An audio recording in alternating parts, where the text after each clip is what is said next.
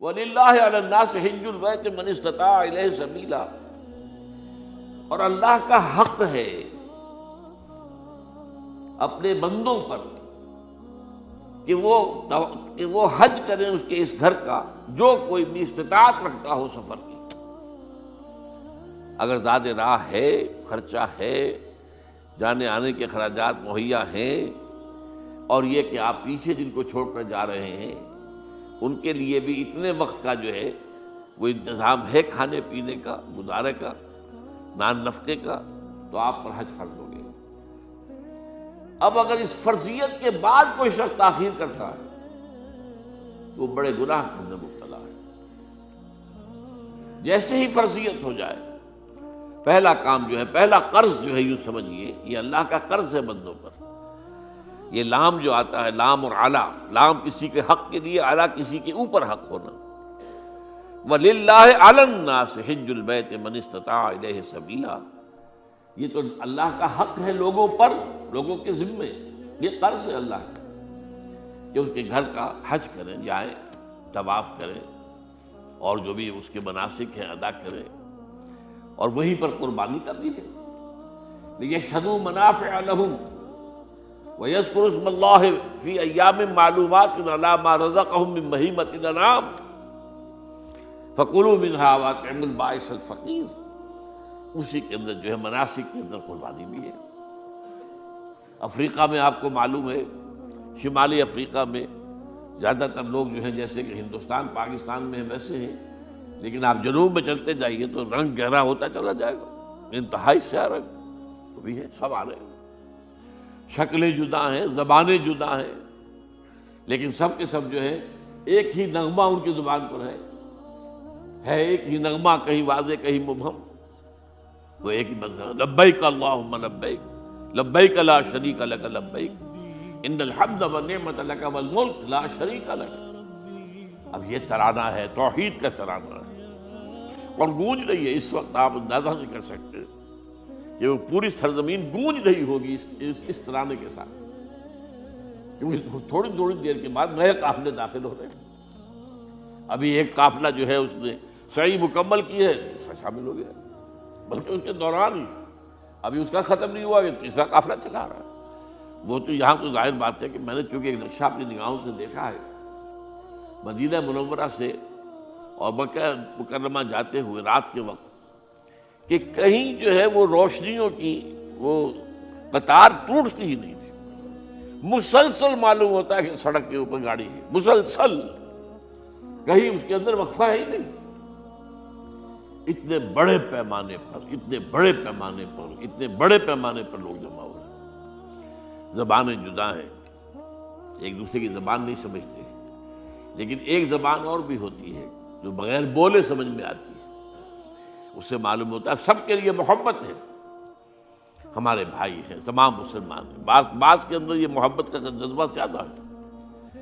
ترکوں میں انڈو پاکستان کے لوگوں کے لیے بہت محبت ہے۔ اب وہ بات جو نہیں کر سکتے، سمجھا نہیں سکتے، لیکن ان کی آنکھوں سے، ان کے انداز سے وہ محبت ٹپکی پڑتی۔ تو عالمگیریت جو ہے اسلام کی، ہمگیریت، عالمگیریت، آفاقیت، اس کا جو مظہر نظر آتا ہے وہاں تھا۔ پھر یہ کہ ہمارے ہاں کی جتنے بھی فرقہ بندیاں ہیں وہ وہاں ختم ہو جاتی ہیں۔ وہاں اہل حدیث ہیں، حنفی ہیں، مالکی ہیں، شافعی ہیں، حنبلی ہیں۔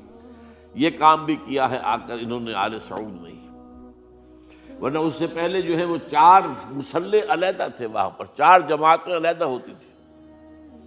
یہ حنفی مصلی ہے، یہاں پہ حنفی امام ہے وہ پڑھائے گا، یہ شافعی مصلی ہے، شافعی امام ہے وہ نماز پڑھائے گا۔ تو یہ جو ایک تفریق تھی وہاں بھی موجود تھی، انہوں نے ختم کیا، ایک امام کے پیچھے جماعت ہوگی، اسی میں حنفی بھی ہیں، مالکی بھی ہیں، شافعی بھی۔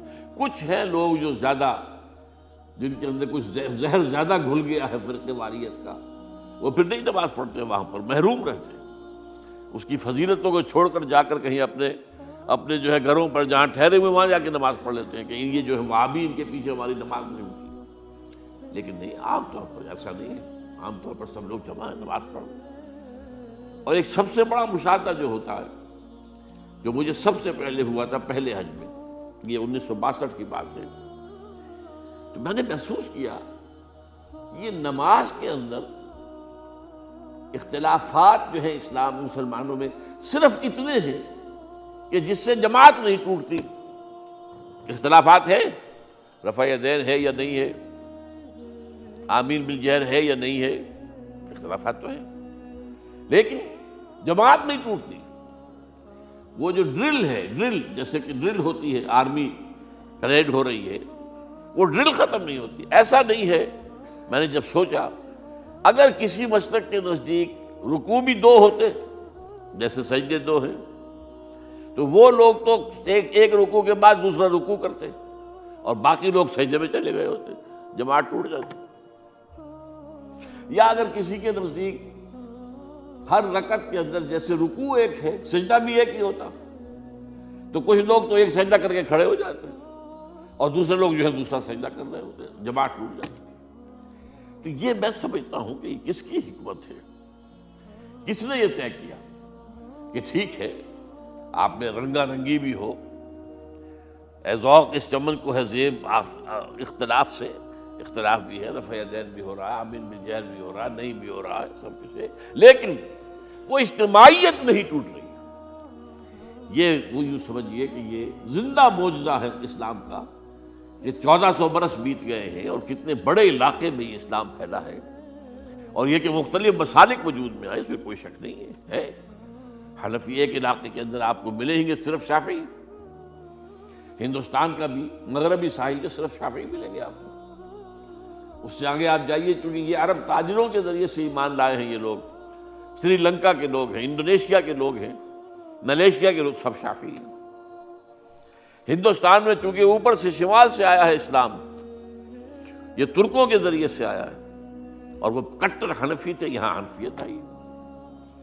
ترک جو ہے کٹر حنفی، یہ ترکی تو تھے جو آئے تھے. یہ کون تھا؟ محمود غزنوی کون تھا؟ سبکتگین کون تھا؟ الپتگین کون تھا؟ بختیار کاکی کون تھا؟ قطب الدین بختیار، یہ کون تھے؟ سب ترک. اور ترک بھی کون؟ غلامان، خاندان غلامان یاد کیجیے. لیکن بہرحال ان کے ذریعے سے جو اسلام ان کے ساتھ آیا ہے وہ خالص حنفی اسلام، کوئی حرج نہیں.